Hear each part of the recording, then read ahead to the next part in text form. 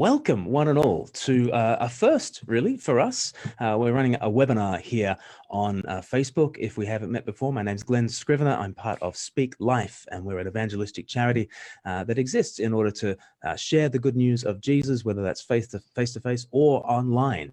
And I guess the online part of things has been very valuable these days. As we're locking down, we're also trying to figure out how to reach out. And we really hope that this webinar helps you to reach out in whatever context that you're in. We really hope that this webinar will help to build up the body of Christ so it can reach out to the world where you are. We've got some great guests, but before we get to introducing those guests, we've got a little video to play you about how Speak Life can serve you at this time of lockdown. It feels like the world is locking down, but at Speak Life we are still reaching out.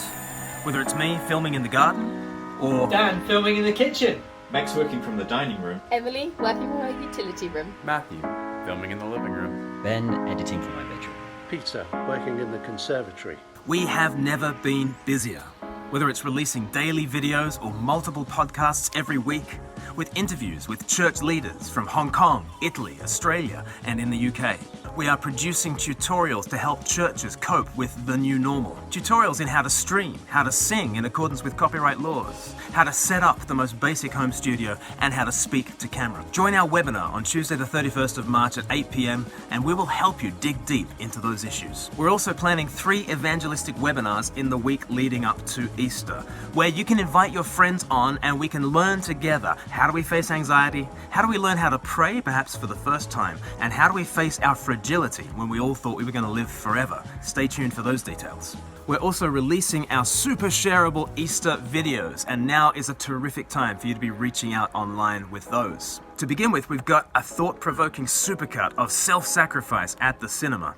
We've got an incredibly cute kids reaction video for you, and our new spoken word video out very soon. We have never been busier. Can you stand with us at this time? Pray for our outputs. We are putting out more things than ever at a time when online content is more precious than ever.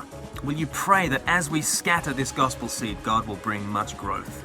And can you stand with us practically? Can you like us on Facebook? Can you give our YouTube channel a subscribe? And can you share our material around so that it gets out far and wide? And can you stand with us financially? All that we do is based on the generosity of people like yourselves. Speaklife.org.uk/give, and let's stand together as we keep on speaking life. Let's introduce our special guests for the webinar, and actually, first and foremost, let's welcome our guest, who is not from Speak Life, but he is James Dock. Say hello to everybody, James Dock, and tell people who you are and what it is that you do. What gets you up in the morning? What's your passion? Sure. Hi, I'm James. I'm a software developer by background. I co-lead a group called Kingdom Code. We're a group of Christians who work in software development jobs, design jobs, and we're Christians. So we're trying to work out what happens at the intersection of faith and tech. How does our faith and our tech come together? So that's my nighttime job, as it were. During the day, I work for a digital agency called One Sheep. Basically, what we do is we work with Christian ministries, helping them to do tech better. Yes, that's me. And you're amazingly in demand right now, I imagine.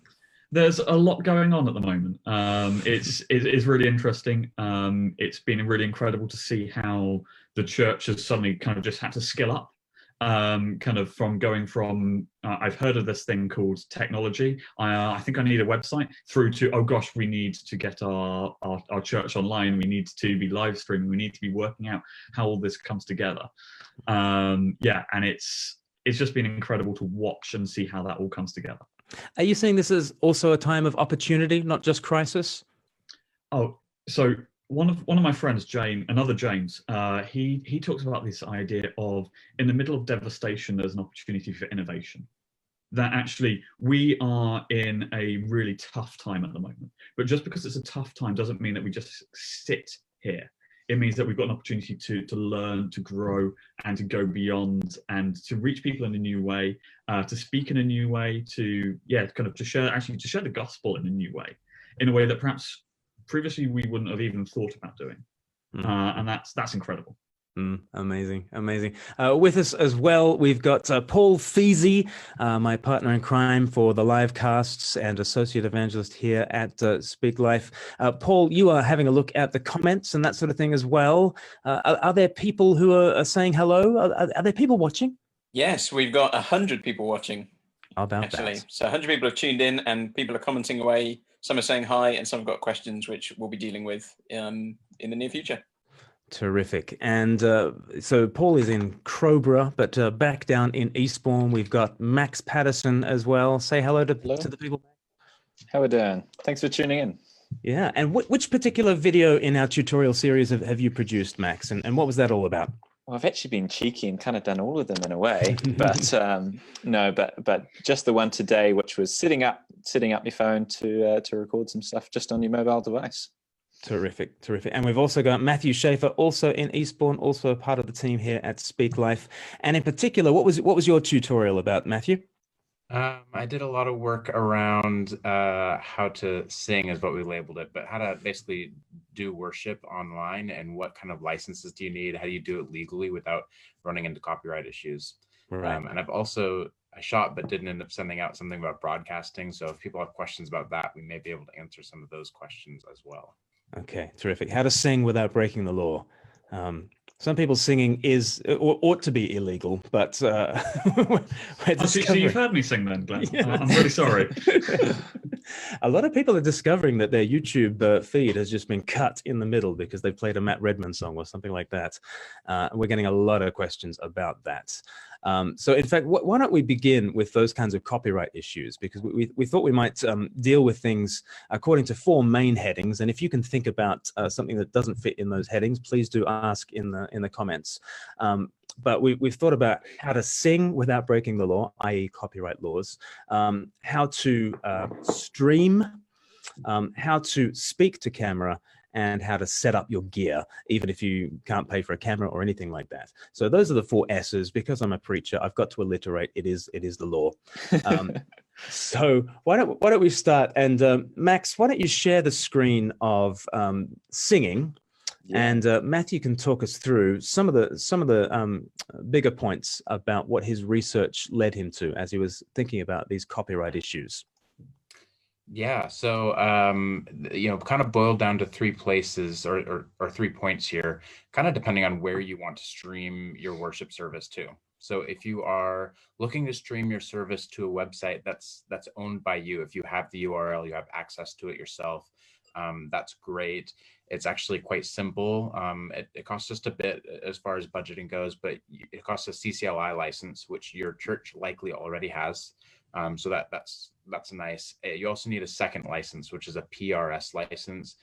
They have a license called Limited Online Music License, which basically allows you to play music that you're allowed to play otherwise also online. Mm-hmm. You can get licenses from a few different people, but PRS is a good one to use if you're in the US or the UK. So that's quite simple. You literally just buy those 2 licenses and you're good to go. And you ought to have a CCLI license if you're worshiping in the UK at the moment anyway. That's right. If you're in the UK or the US, you want a CCLI license anyway. So if you don't have this and you've been worshiping in your church, you should definitely have already gotten this, but go ahead and look into it anyway. You should, for when all this Corona stuff is over, you'll want this license anyway. So that's the legal way to do it if you're on your own website. The question that we get a lot, especially as you're just starting, is it can be a lot easier to stream onto YouTube or Facebook or something like that. And so for YouTube, you still need a CCLI license. So just the CCLI license, you'll definitely want that. Go ahead and grab it. But you actually don't need a PRS license if you're only going to be streaming to YouTube or to Facebook. YouTube has its own PRS license. And so they actually make some of their own rules about what they do with copyright. Basically, if you go to youtube.com/music_policies, or if you search YouTube music policies on Google, you can search any given song that you'd like to and kind of find out what YouTube's going to do with it.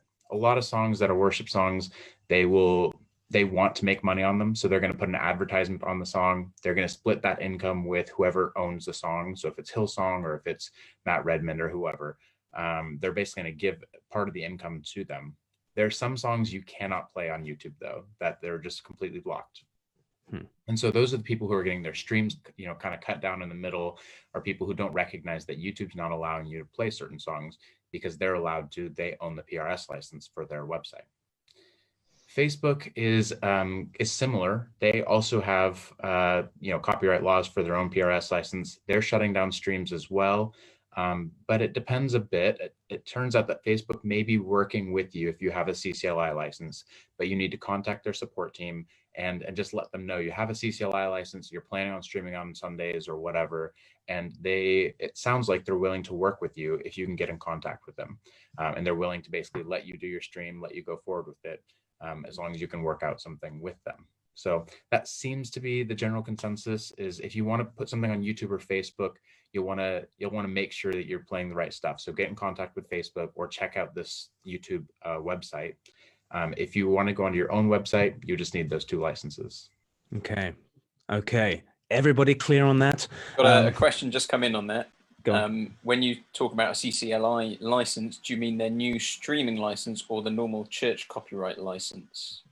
Yeah, that's a great question. So that's a UK thing only, and it's not entirely clear. CCLI has not been very clear about what that streaming license does. Near as I can tell, it's not a PRS license, so it doesn't allow you to actually go to a website.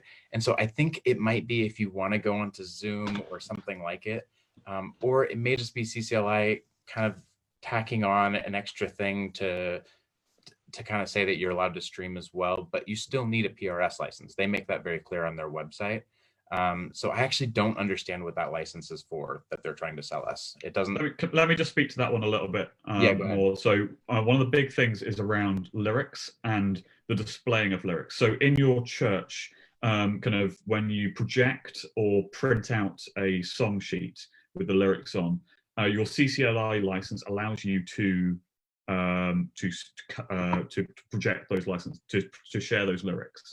With the streaming license, basically it brings that across. So previously, if you didn't have the streaming license, what you can't do is you can't share the lyrics on the stream, which if you want to have your church singing along in their own front rooms, that's a problem. So if you want to have your band record a song and then have the lyrics side by side, you need to get that CCLI license.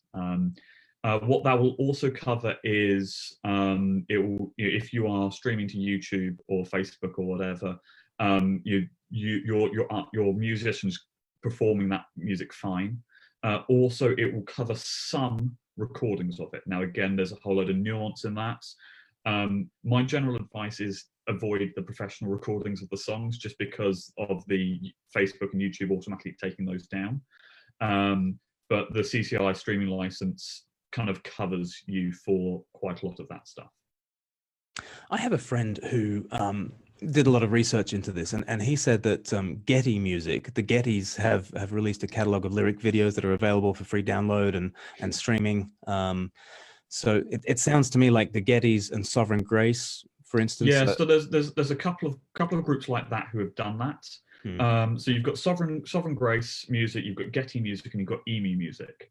And they produce videos and recordings that you can then put in. Now, the trouble with that is that the automatic robots that are checking for the recordings and checking against copyright violations haven't caught up with that permission that has been given. Right. So although you have permission to do it, it doesn't mean that the robots won't go, hang on a second, there's a copyright material, and automatically cut the feed. So with all of this stuff, the one thing that I would say is run a test beforehand. If you want to use these recordings, set up a private stream that no one else apart from you and maybe someone else can watch. Run it through. If it runs through fine, happy days. Use it on Sunday. If you get blocked, time to jump over to YouTube or Facebook support. Nice. Very good advice. We have a question just about music there as well, to do with things like Zoom. So what's the deal about MP3s and lyrics in a Zoom video that's just a meeting? Yeah, so again, you're going to want to go back to CCLI and PRS. Facebook and YouTube have those licenses in place to allow you to essentially cover music from another artist. Zoom obviously doesn't. So at that point, you're going to want to get over onto PRS and get in place their copyright protection license for that. For a small church, for a year, that costs in the region of about £150. And that gets more expensive the more people that you're sharing that Zoom cast with. Great. Any other questions on copyright that have come in, Paul, or in the past? No, in terms of music things, there's one question which is this is more to do possibly with the streaming side, but it's about using music from something like Spotify. So there's a technical question about getting it in, but also does a CCLI license cover streaming things like that into a service as well? Well, should we move to streaming, because that is the next thing that we're going to cover, and we'll think through those issues. So Max, if you could bring up the slide on streaming, and Dan Rackham is on holiday at the moment. He was going to talk us through this one, but who's going to talk us through the issue of streaming? Matthew, do you want to start us off, and others can chip in? Sure. Yeah, we specifically were looking at the issue of how to stream on YouTube. And for a lot of churches, they maybe don't have a YouTube account. They're creating their first YouTube account to try and be able to stream. And so basically we went through and talked about how to do that. YouTube makes the process pretty easy. Like how to kind of create it. You use an email and a password, and you set those things up. And then from there, one thing that is pretty important is that if you want to live stream, if you want to do something live and kind of send those out to people, you have to verify your account. And so you basically go over to your email and you click on a link that kind of makes sure that you're verified. That's an important step in order to actually be able to live stream and to create your own thumbnails and things like that.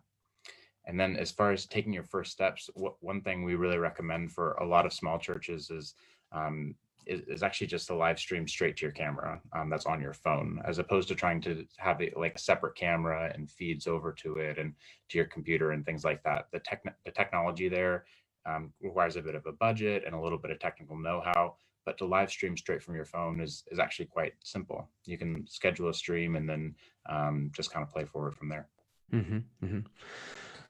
Would we recommend something like StreamYards or something like that for people who want to stream to multiple platforms like YouTube and Facebook, or do we feel like that's kind of going a little bit a rung of the ladder above?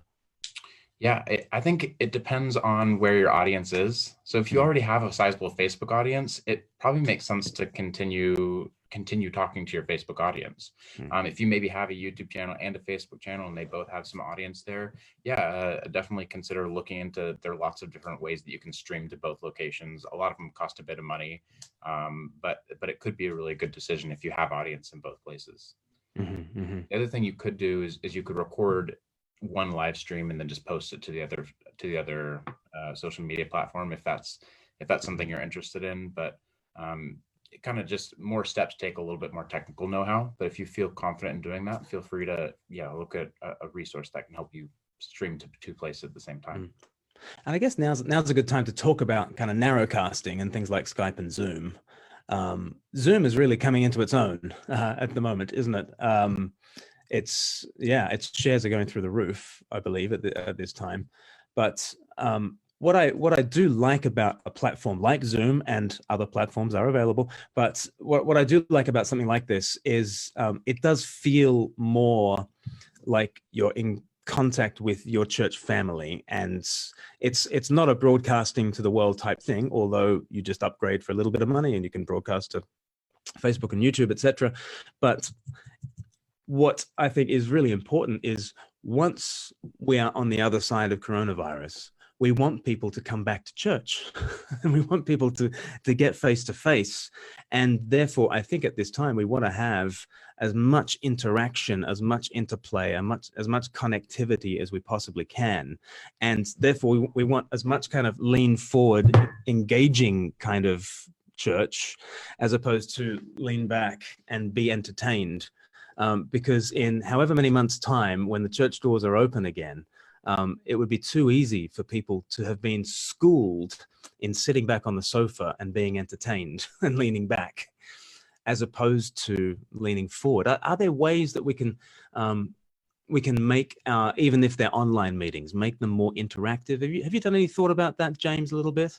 Yeah, so I was chatting to a friend of mine recently who basically, the way that their church is setting it up is they're using Zoom for their kind of gatherings. So everyone comes into gatherings together.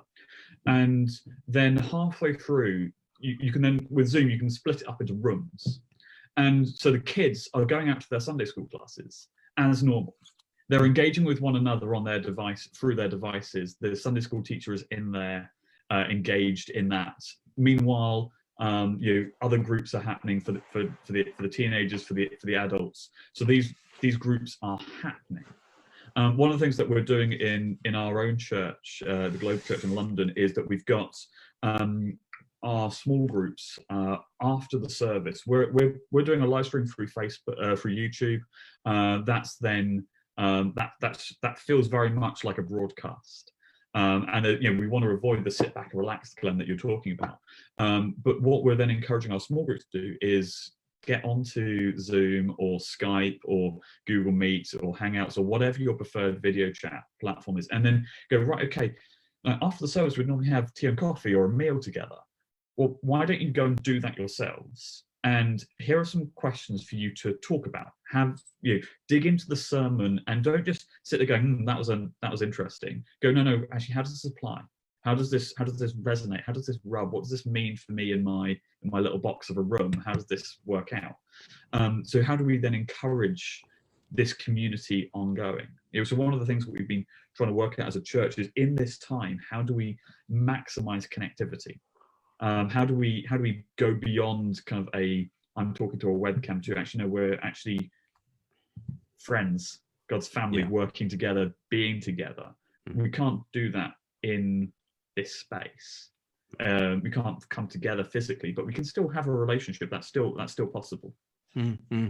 And there are some things we can do creatively. I know Andrew Satch at Grace Church Greenwich, they split people off into like randomized chat rooms at the end of the service, and so you chat with 3 other people, and it's randomly assigned to you by Zoom. I think we should do that even when the church doors open again. I think we should just assign people numbers and say, you've got to speak to everybody whose birthday is in the same month as yours, or something. I think that would be enforced fellowship would be good. But the broadcasting element of it is really helpful too, in that just on Sunday morning, a guy from my youth group from years ago, who was the most disruptive member of the youth group. He wasn't a Christian, didn't want to be called as a Christian in any way, shape, or form. He was banned every other week. He gets in touch with me on Facebook out of the blue while I'm watching our service on Facebook, and he says, so first comes the friend request, and so I okay the friend request, and then he says, this stuff has really made me think I'm definitely going to come to church when all this is over. And I said, well, why don't you come to church now? Kind of sent him the link, and he watched it together. And then he's like, oh, like what other stuff can I watch? And I was like, I just gave him a Speak Life kind of playlist, and away he went. So that broadcasting thing, it's never been easier to invite people to church. It's amazing. Are there any questions about streaming, Paul, that have been coming in? Yeah, so we've talked about a mixture of things there. So practical questions, but also a bit about content of what we do in church and how we do it. So sticking on some of the practical bits, someone's asked whether there's a number of followers you need to have on YouTube before you can stream. No, from a phone. No. From a phone, there is. You need 1,000 from your phone. Okay, so that may be an issue for some churches if they're just going from a phone, but if you're going from something else, you should be okay. Yeah, so you can, if you're plugging from a laptop from your normal YouTube account, you don't need anyone. Actually, one thing that's really interesting is this is a really great time to get followers if that's your thing. Another question is here about how do we include pre-recorded content into a live stream in a way like we've just done, where we've put videos in, people interested in knowing about that? Well, ours has been the the bodge job kind of way of doing it. We just share the screen and hit play on a pre-recorded video. Are there more intelligent ways of doing it? Yeah, there are some more intelligent ways of doing it. One way would be using a software like OBS, which is a free software you can use. It's a little bit more technical know-how. OBS can do anything. The bigger ones, there's some that you can pay for as well if you want something that's a little more streamlined. But basically, it allows you to stream straight to YouTube or to Facebook or wherever, and you can have some bits of it that are live and some bits that are pre-recorded. That would look a little bit cleaner than what we've done here today. What we've done today sometimes is chunky if your internet connection isn't particularly good, but you could also just have it on your computer and share a screen on Zoom is another way you could do it. Yeah, so OBS stands for Open Broadcast Software. You can get it on obsproject.com. That's church. One of the things that it does require a little bit of an extra technical jump because you're basically adding an intermediate between a camera and the YouTube or Facebook stream. One other just thing to be aware of if you've got a more technical person using it who likes to install plugins. Some of the plugins can cause a little bit of chaos as you go. We used that, ended up broadcasting someone upside down, which is embarrassing. And again, I'm going to go back to my comment. As you use this stuff, test before every time. OBS is brilliant. You can do so much with it. Just invest the time in learning how to use it if that's what you're going to reach for. As with all of these projects, there are so many tutorials on YouTube. Very good. Anything more on streaming? Yeah, there's quite a few bits coming in there. So a few people were just interested in how they would create a Zoom room. So how would they break people up? I don't know if we've got any quick answers to that. Do you want me to speak to that one?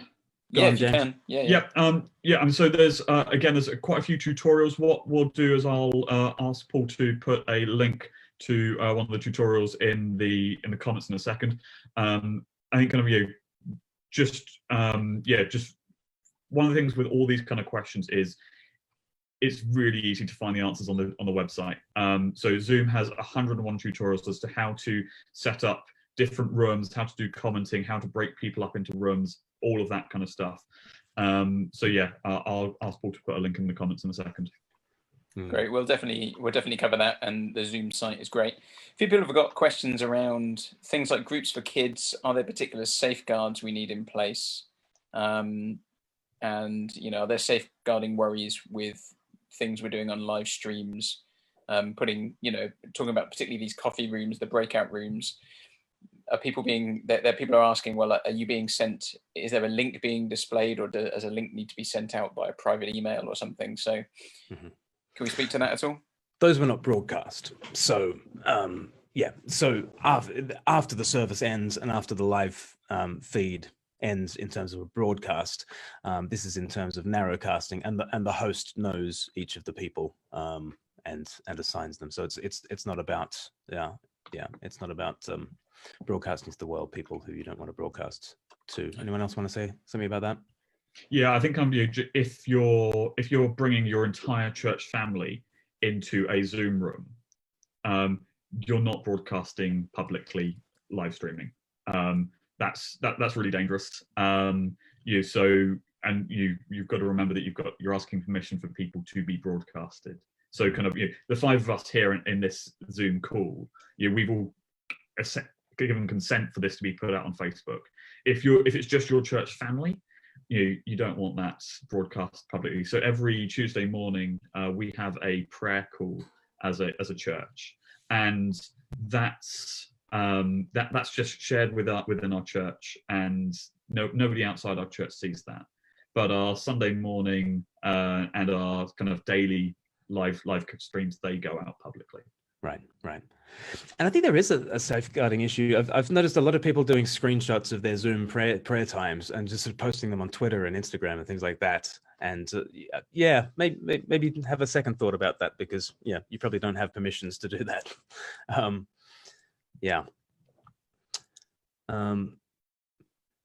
we just ask one that's a little bit maybe a little bit left of field, but it's a copyright thing as well, actually.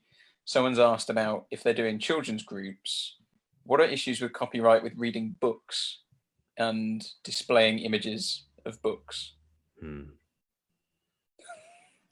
The blank faces on Matthew, this. any ideas? I can bodge an answer, but I will give it a very heavy caveat that I am not a lawyer and I'm not an expert in copyright.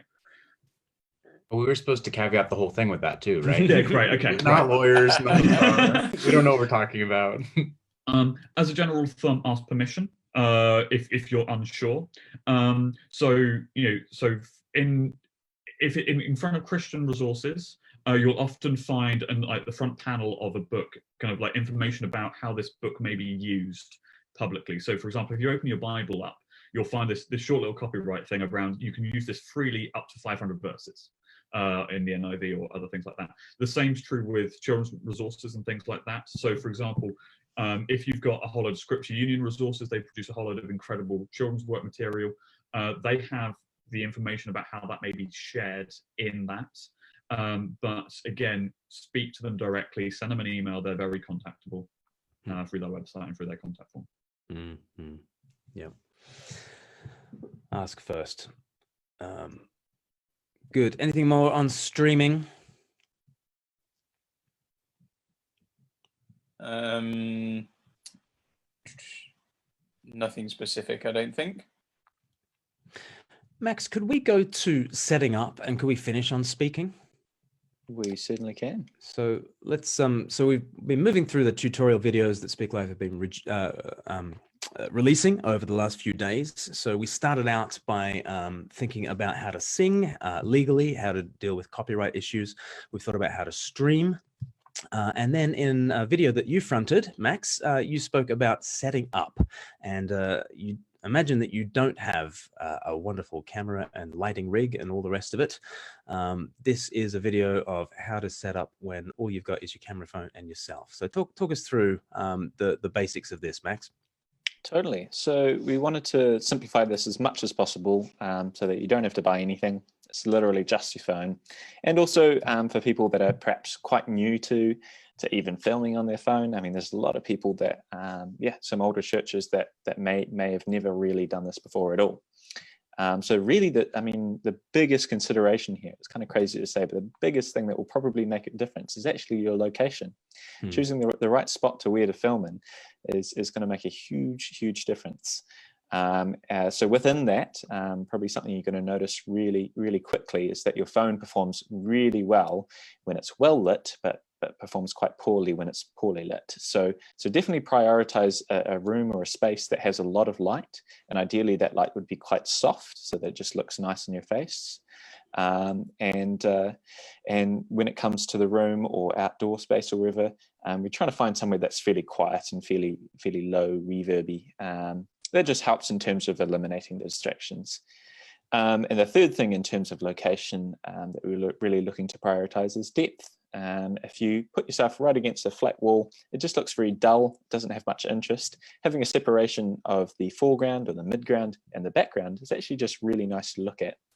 Something that we experience as humans all day, every day, is seeing people with a background and seeing sort of dimensions. So it's quite nice to have that, but that isn't always available. So location, big, bright, soft source, nice and quiet, and a bit of depth. The second thing that we looked at is just keeping your phone stable. A big part with this actually that I didn't put on the list there is keeping it eye level. That's really nice. Again, as humans, we see a lot of things at eye level. And it's the most neutral way of experiencing something. When it's too high or it's too low, it can make people look daunting or small. So try and keep it eye level. And we're just suggesting perhaps you don't even have a tripod. You don't even have anything to put it on. Just grab some books, stack it up. Make sure it's really secure. It's not a bad thing to perhaps put some tape on the corners or whatever. Make sure it's really stable in there. If you're filming with yourself, just keep it nice and loose in your hands. Don't try to hold on to it too tightly. I think you'll notice pretty quickly once you start doing any fast movements that your phone picks up all the little jitters.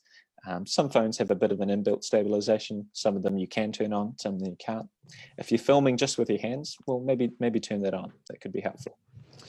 And when it comes to recording, again, we're just stripping this back to the bare bones essentials. One thing you're going to want to look at is just how the camera is exposing. Most camera apps will allow you to change at a very simple level, will allow you to tap on the screen and either boost or lower the exposure, or effectively kind of the brightness of the image. So let's say you're filming next to a window, and maybe, let's say you're facing halfway along the window. There's a chance that half of your face is like pure white and the other half is perhaps like kind of nicely exposed. Well, one thing you can do is tap on the screen and lower that down so that the really bright part of your face comes down to a pretty comfortable level, a pretty nicely exposed image. So that's a really great step. Or the opposite is true as well. If you're in a dark space and your phone doesn't quite get it right, you can help boost that. The other thing we're wanting to mention is just how the sound comes across. Because if you go too far back, I mean, the quality of the built-in audio will start to decrease it a little bit. One consideration is actually grabbing something like this, just a pair of headphones that has like a built-in mic. I mean, most of these have a little mic right here, and that actually can make a big difference. Now, it may not necessarily be the best look depending on what you're doing. That you may not want to, do your Sunday service with a pair of headphones on. You could actually consider tucking this in. We did this in one of the things, is tucking it in just on the corner of your shirt. But again, that may not be best suitable, but play around and see what works for you. But that is actually an option. Perhaps if you're doing a youth group or something like that, that might be a good way of going. And the other thing is, if you're pre-recording something, a great way of getting decent audio, if you want to be far from your camera, is just setting up another device. I did this recently just for a video to send home, just recorded the audio on my laptop and popped my phone over and just synced it later on.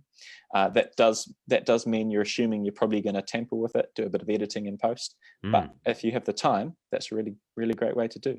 Can I jump on that one, Max? So you want to sync your audio and your video later in an editing program. So if I'm not going to spend an arm and a leg, how can I put my cheap editing programs? What's it? Yeah. That's what you're after?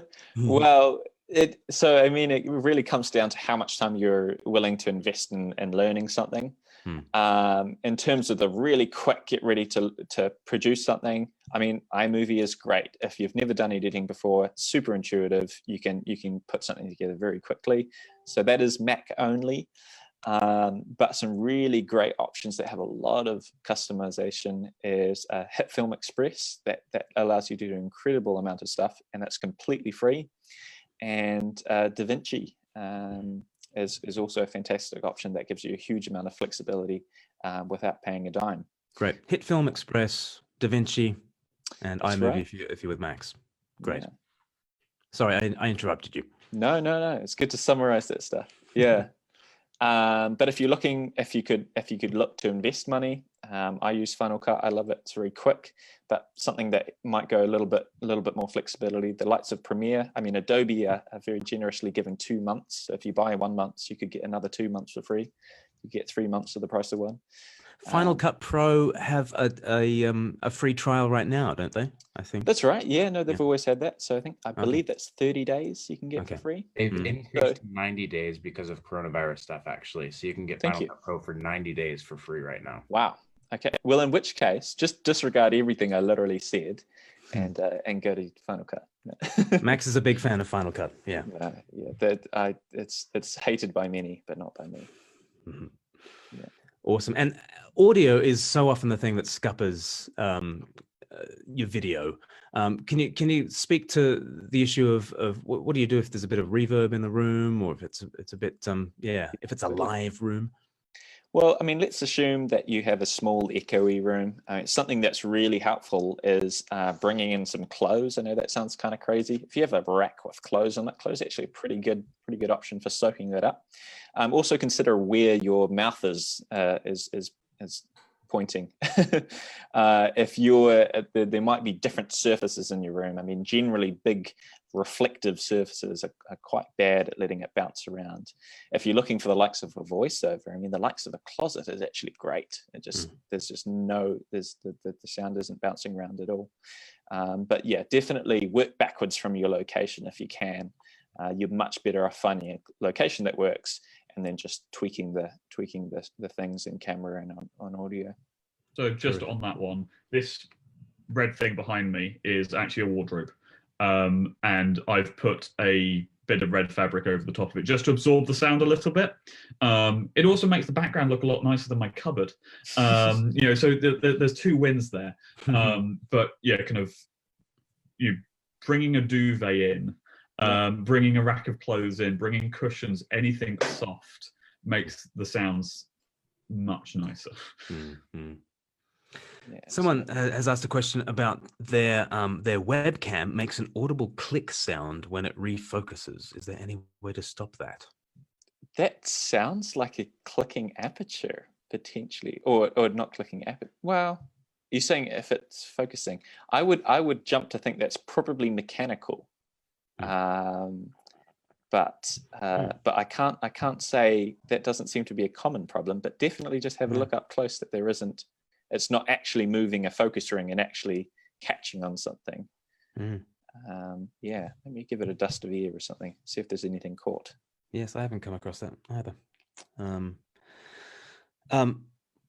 While we are thinking about other questions about setting up, Ed Drew from Faith in Kids is watching. Hello, Ed, and has said about the issue of books. He spoke to a solicitor about this issue of can you read out books? His advice was that reading the story is certainly fine because that's what books are for, but perhaps showing the pictures might be a problem without permission. So that might be an issue to think about. But are there other questions that people have about setting up, Paul? Sorry, yes, I was being typed at. Yeah. So, we've got a question about, we've got a more specific one about music. So balancing the sound of kind of keyboards, acoustic guitars and voices. They've had issues with the sound and sounds distorting. Have we got any thoughts on that? Well, I mean, it could be a couple of things. I mean, probably the first thing I'd jump to is just how you're recording that. So if you're recording that through an audio interface or an audio recorder, just check that it's not peaking at the level that you're recording. So just check that it's not reaching 0 decibels or above, because if that's the case, then you'll be distorting the audio before you can do anything in terms of editing it. The opposite could be true in terms of exporting the audio. But definitely check how you're bringing it in at the start. That would probably be what I'd say. But yeah, I mean, in terms of if you bring it in, at a comfortable, I don't know, -6, -12 dB or something like that, you've got plenty of wiggle room in terms of editing with. If it's live, definitely check what your gain levels are, whatever that's coming through. So just on that, I mean, again, this will really depend on your setup, and you kind of if you're going from a single camera on your phone straight live, there is going to be very little that you can do in that kind of space, short of moving the phone closer or further away from whoever is playing. If you are going to a much more grand technical setup, where you've got all your musical instruments mic'd and everything like that, you're running that into a desk with headphones so that you can listen. You're editing not for what is in the room, but is what is going out to the feed, and then running that feed straight into the camera, and then that camera straight into the live stream. That way you're going to get all your audio synced and it's going to sound beautiful. But that is a much more technical setup. Great. Any other setup questions, Paul? Well, yeah, one that's just very good here. It just says, for those of us who have very basic equipment, a phone on a music stand, if we were to purchase some basic equipment, what would be your top 5 most useful items? That's a great question. Ironically, it sounds like it's unnecessary in the world of books on the shelves, but definitely a small tripod is a fantastic way to start because it's so insanely cheap and they're unbelievably useful. The amount of times you need to set your phone up somewhere is many. So definitely start off with like a small phone stand. Manfrotto make a great one, slightly overpriced, really good quality. Perhaps I'll find some links and pop them in later. Yeah, the next consideration would be getting like a cheap lapel microphone. Now, lapel is just like a little mic that you've probably seen. They'll clip onto shirts, or you can actually hide them underneath shirts. That's a great option in terms of recording audio. Now, definitely check, because there's a few different types, but there are some that you can plug straight into your phone without any adapters. Definitely check on the type. I believe it's TRRS. Maybe someone can speak on that. I'll double check and put that in. But there's some you can plug straight in, and the audio is tenfold better. That's really useful. I think those would probably be the top two.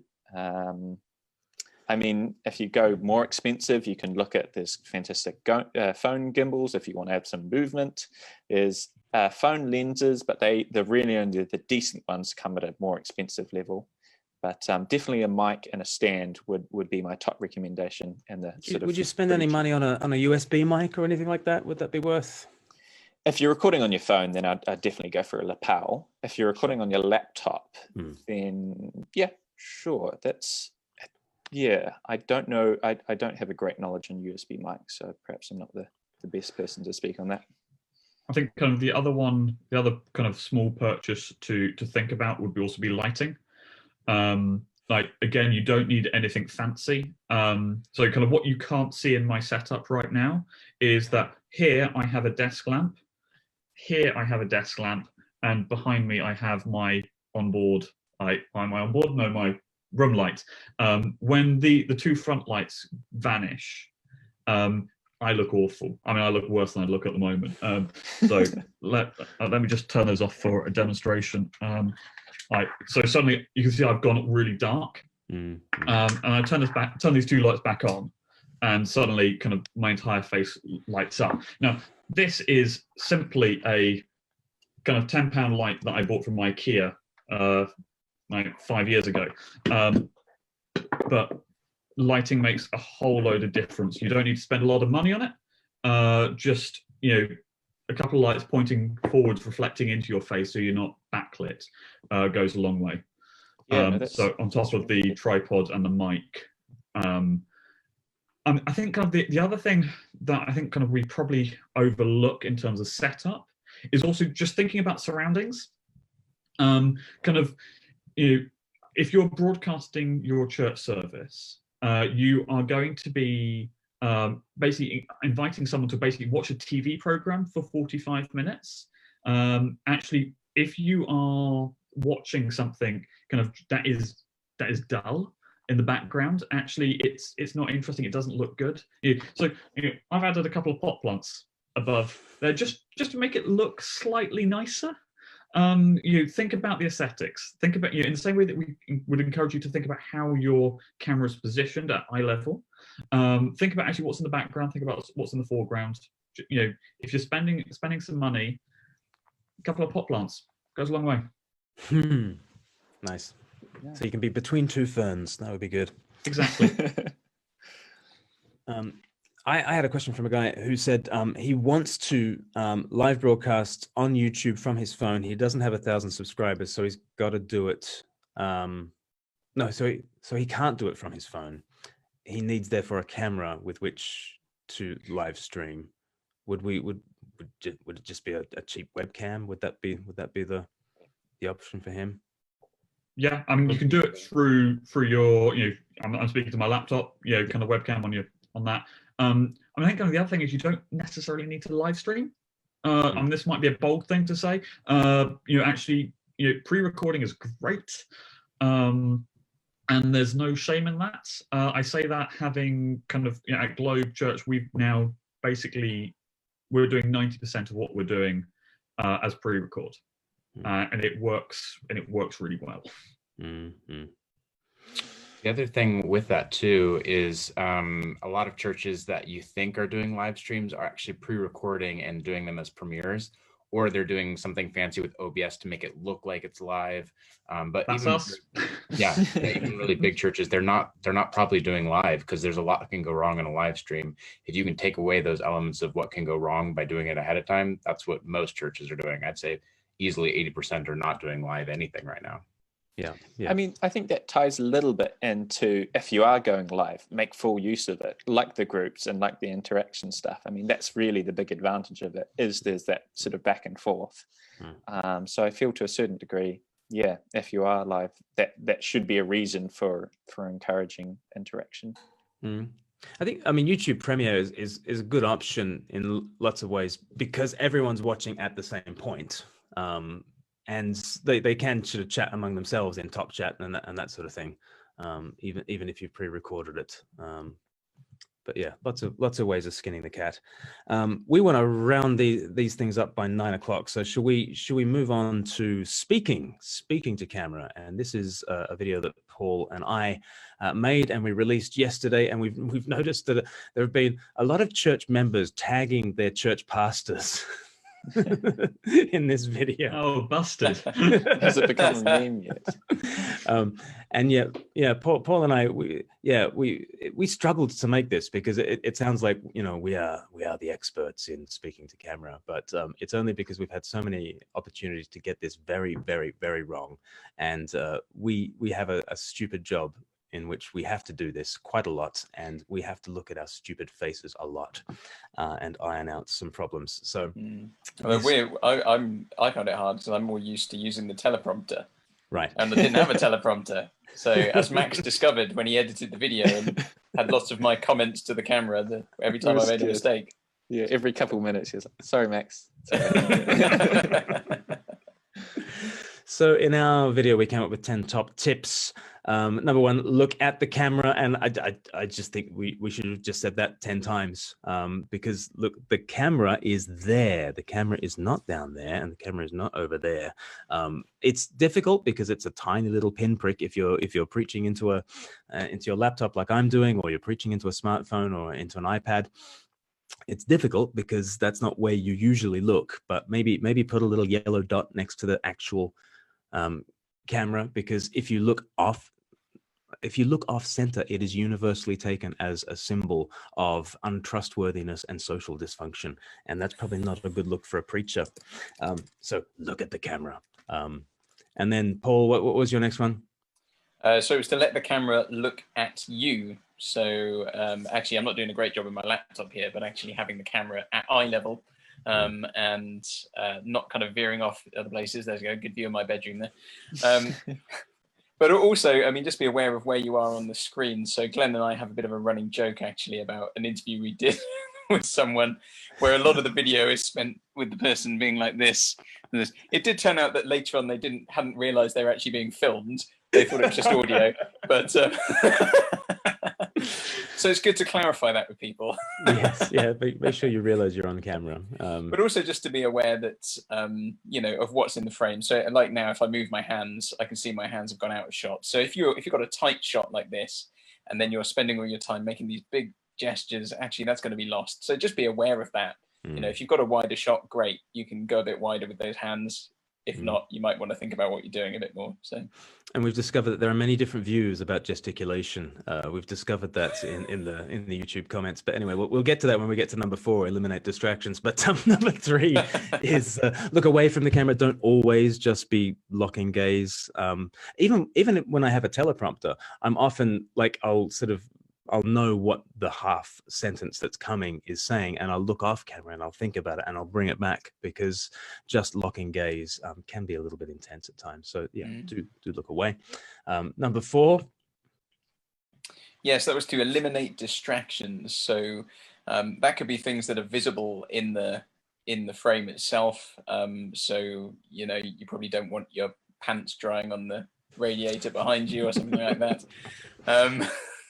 But distractions might also be things you say and you do. So you might pause quite a lot and say or and I'm about to do it.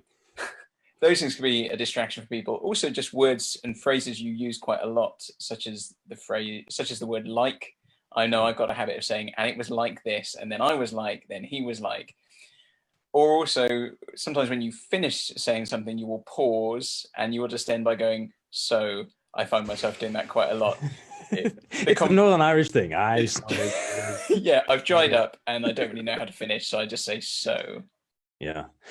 And you do that So- more because you're less scripted, and and obviously in a church service, you'll probably have people are more used to having notes in those sorts of situations. Absolutely, yeah. So but maybe this will help preachers to go a little bit more notes free. We will see.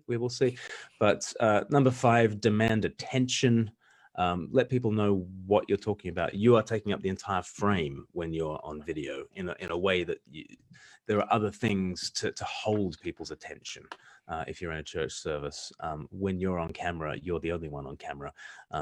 So you need to grab people. Number 6 is to speak to people. So I guess when you're live, you might be broadcasting to hundreds of people, maybe even thousands. But actually, you're going to be broadcasting to people who are just sitting in their living room, maybe just by themselves, maybe isolated, maybe they have been for a number of days or weeks. So really, to remember that you're speaking to a person on the other end of the camera, and to make it personal in that way. Mm-hmm.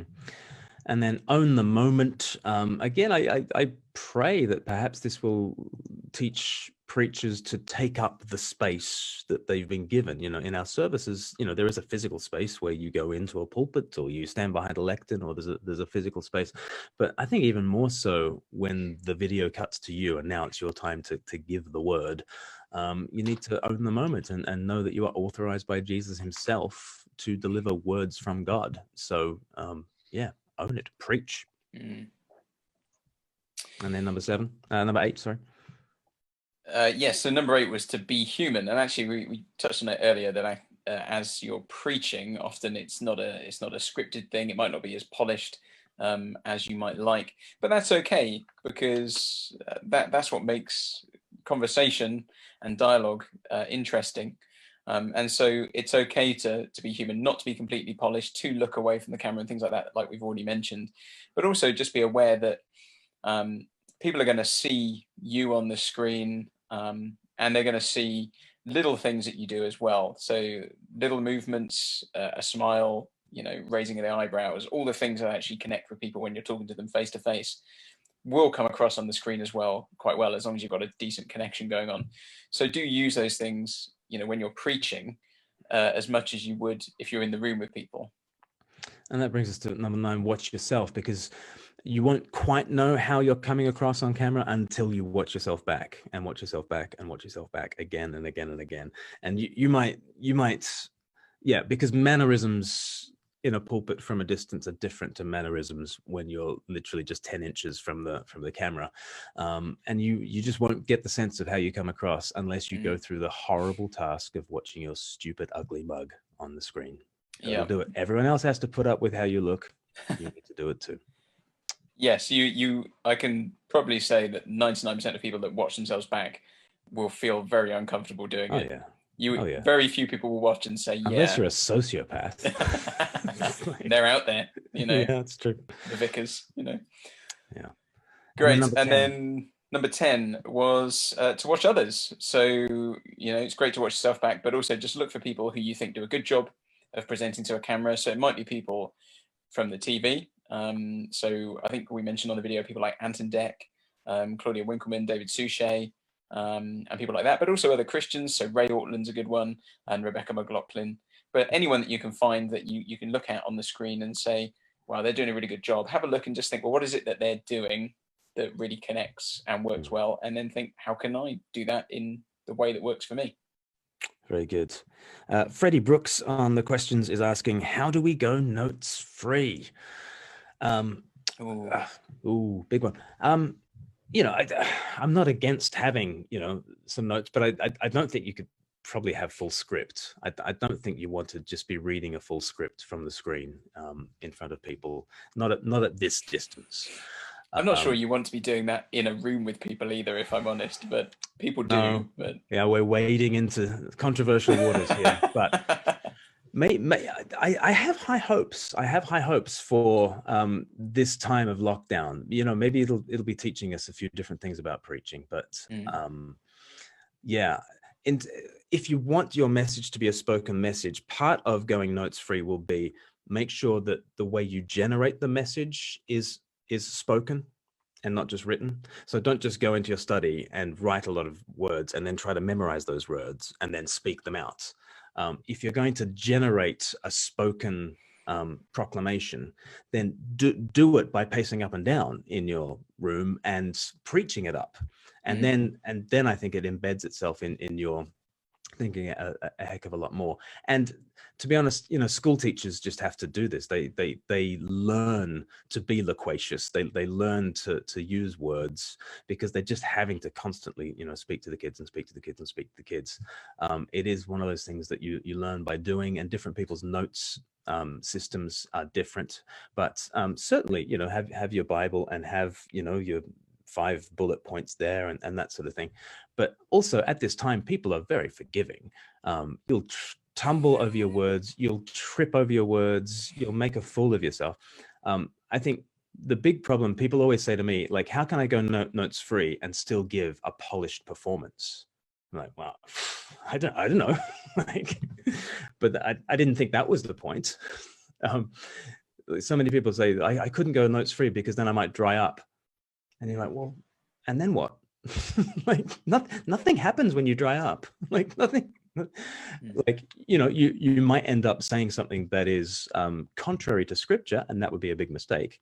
But people, that's heresy. And but no one can come in and burn you at the stake because self-isolation. So anyway. I think in terms of just going notes free, I mean, I don't think you need to be entirely notes free. And the way I was taught to do it was to basically bullet point stuff out and to have it somewhere you can see it if you need it, and you can go back to it. But different people, I mean, I use more notes now than I used to, purely because I found that when I went back to talks, maybe to use them again later, I couldn't make head nor tail of what I'd actually written before because it was so sparse. I'd forgotten what it was. So I do have a more extensive notes now. But the key thing, I think, to make your preaching more natural is to rehearse it, rehearse kind of speaking it out. I think very few of us actually type on a computer in the way we would speak. You can try, even if you try, it's quite hard. And the way I was taught was to basically bullet point it and then to speak it out. And to do it again and again and again. I remember a guy saying to me afterwards, he said, after the first attempt, he said, that was good, now do it 10 more times. Of course, there's going to be a lot of vicars out there who, you're thinking, I'm going to preach for half an hour, you want me to rehearse that 10 times? That's a lot of hours gone. But I think what can often let down a great preach can be a substandard delivery. So if you can just get up and it's not when you don't have a full script that you know it off by heart, but you know it well enough that it almost feels like you've got something written in front of you anyway. Or I think that's kind of the stage you want to be at. But again, everybody's a little bit different. So why have I just said so at the end of the sentence? Waiting for other people to fill the void. Does anyone else want to speak to this issue of presenting to camera or? This is the reason that we said that you shouldn't do it live. Just pre-record it and edit out all your mistakes. It's a lot of jump cuts. A lot of editing. Right. every other word is so yeah. Well, we've gone past 9 o'clock, so we should draw things to a close. There's lots of wisdom in these comments. So do be checking out the comments afterwards. Lots of people answering one another's questions, and Paul's been busy typing out some of the technical stuff that people can go and check out. James has also been typing out some stuff. So please do check out those comments and figure out some of this. And if you are in the mood for webinars, and with 100 people watching, yeah, I think we're in the mood for webinars, aren't we? Next week, we're going to do some evangelistic webinars, and we would love you guys to be thinking prayerfully about who you can invite to them. We're going to address 3 different issues on Monday, Wednesday, and Friday of next week. In this time of the new normal, in this time of crisis, how do you face your anxiety? How do you learn to pray, perhaps for the first time? And how do we face our fragility? And those are sort of 3 gently evangelistic topics that we're going to address with Dr. Joe Jackson, from All Souls, Langham Place, and so she heads up the counseling there. And Reverend Dr. Paul Blackham, he's going to give us our Bible stuff. And together, we're going to put our heads together. And we would love you to invite friends to these Facebook webinars that we're going to be holding Monday, Wednesday, and Friday of next week at 8 p.m. Stay tuned for more details. And we feel that this could be a great opportunity. This is a very easy invite. Hey, WhatsApp somebody and say, come on over to Facebook, and we'll spend some time thinking about anxiety, prayer, and facing our own fragility, which is really our mortality. And we hope that will be really a blessing to people. James, Max, Matthew, Paul, thank you so much for being with us. James, do you want to just let people know how they can catch up with you and what's new with James? Yeah, sure. I think just one final thing as I as we wrap this one up, tech will go wrong. And that's okay. You guys watching this didn't see the panic 10 minutes before as Glenn just couldn't get this live stream working. Panic? All right. Me? Utterly calm, serene. We have broadcast people upside down. We have cut the video feed halfway through. We have cut the video feed halfway again. We've run people upside down again. It doesn't work perfectly the first time. I think one of the things that your church communities will appreciate this, the work that you are doing, the work that you are, the fact that you're spending an hour of your Tuesday evening here learning about this. We're not dependent on technology; we're dependent on God, and our job at this time is not to present a polished, note-free, nailed sermon or a perfect technical stream. Our job is to just preach Christ. So let me encourage you to learn the tech, to not be afraid of making mistakes, and just go and do it. I work with a whole group of developers through Kingdom Code. One of the things that we're part of at the moment is a global hackathon. We're bringing together technologists from around the world to face into problems that's come up in the church through coronavirus. If you're a developer, if you're a designer, I'd love to invite you to come across to COVID Hack. And what that is a opportunity to use your skills, your gifts, to equip the church with tech. So the web address is covidhack.com. Link will be below later. If that's of interest to you, do come and join us in that. Brilliant, brilliant. And if you guys are technically minded or media minded, we've got a great internship here with Speak Life called the Speak Life Foundry, and we are taking applications for September. So go to speaklifefoundry.com and find out how you can join us here. Guys, thank you so much for joining us, and you'll see how very professional I am for as you watch me flounder around trying to end this live stream, and all the appearance of know-how will evaporate. But guys, thank you so much, and we'll see you hopefully next week as we run these webinars on Monday, Wednesday, and Friday. God bless.